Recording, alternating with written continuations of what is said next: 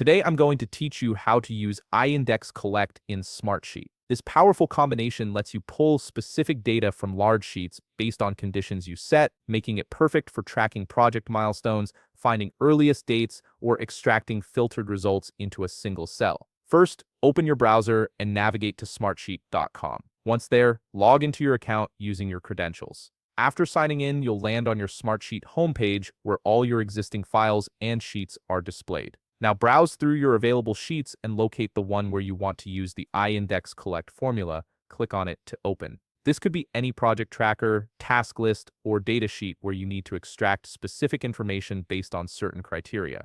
Before we dive into building the formula, let's understand what we're working with. Index is what we call a selector function. Its job is simple. It takes a list or range of values and picks out the nth item from that list. Think of it as pointing to a specific position in a column. Collect, on the other hand, is a filtering function. It searches through a column and finds all rows that match one or more criteria you specify, then returns all those matching values. Here's the key point. Collect alone returns multiple values, but Smartsheet cells can only display one value at a time. That's where Index comes in. By combining them, Index lets you pick exactly one value from all the results Collect finds. This combination is incredibly useful for several scenarios. You might want to get the earliest due date from a filtered list, pick the first approved task from a project, or extract specific results based on multiple conditions. It's one of the most versatile formula pairs in Smartsheet.